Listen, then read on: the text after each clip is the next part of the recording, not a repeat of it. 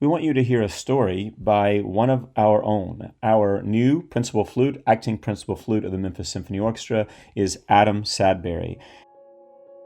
L. Alex Wilson was the lauded editor and general manager of the Tri-State Defender, one of Memphis's black newspapers. Through his seemingly boundless desire to provide black Memphians with the information they needed, he worked 80-hour weeks and covered major stories on events including the Memphis bus boycott, the lynching of Emmett Till, and Little Rock Nine, the last which stamped L. Alex Wilson's name into history. On September 23, 1957, the desegregation of Central High School marked the beginning of strides made through Brown versus Board of Education, and 49-year-old L. Alex Wilson was there to document the story with his team. Black journalists were conditioned to expect the worst while working, but this was a particularly dangerous situation. So the day that they were actually supposed to go into the school, there were four of us who went up together. There's myself, L. Alex Wilson, who had been my boss at the Afro-American, and there was Jimmy Hicks, who was at the time with the Amsterdam News in New York. And Jim and I covered a lot of stories down south together. And there was a commercial photographer who was along. And as we approached the street that runs in front of the school there, they had this big mob there.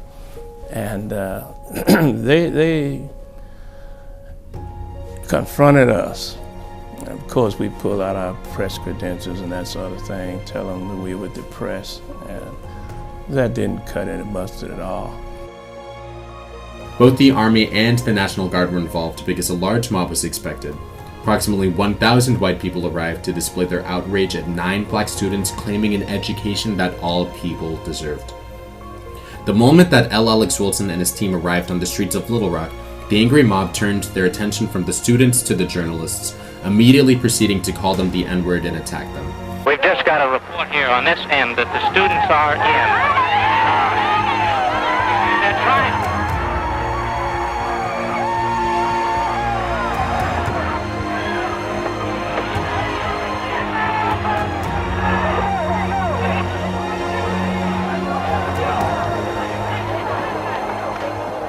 L. Alex Wilson, standing out from the other journalists as a lanky 6'4" man, was specifically targeted. The angry mob surrounded L. Alex Wilson, shoving him around and shouting slurs. L. Alex Wilson was a peaceful, stoic man, so he calmly refused to run. He had run from white men only once before as a child during a KKK rally in Florida, and out of frustration with himself for not standing his ground, he vowed to never do so again. The mob, agitated by his coolness, started throwing punches and kicks. They knocked L. Alex Wilson to the ground and his hat off of his head, but he stood back up, dusted off his hat, recreased its brim, and kept onward.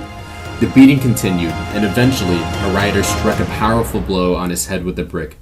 Although he was later able to escape into his car, the brick proved to leave long-lasting damage. A year or so after the beating, L. Alex Wilson started to develop what appeared to be Parkinson's disease, likely as a result of his wounds, and he soon afterwards died on October 11, 1960, at age 51.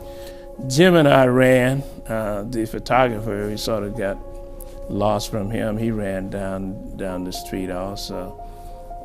L. Alex Wilson, and this is another story. Down in Leesburg, he had been confronted by the KKK on one occasion when he was teaching school down there, and he had run. And after that, I think he felt shame of himself, and he decided that he would never run again in a situation like that. So he stayed back. You know, he just walked down, and they beat him something awful. You know, they were striking him, they were kicking him, they were throwing stuff and hitting him. And of course, his family, he died a couple of years later, and his family thought that some of the head damage he suffered there was related to his death. L. Alex Wilson's suffering ended up being a grace for the 9 students that allowed them to silently enter the school while the mob was distracted, officially desegregating Central High School.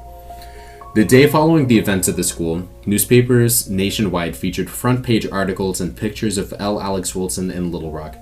He was the face of courage, drive, tenacity, stoicism, and fearlessness that would not run in the face of hate. If society can learn anything from L. Alex Wilson, it is that running from adversity and discomfort will get society nowhere. Great change only comes with great action and sacrifice. One does not necessarily need to sacrifice their body for the cause, but one must sacrifice their peace and complacency if they ever hope to see this country function as a genuine whole. If L. Alex Wilson, my grandfather, was still alive today, he would surely agree.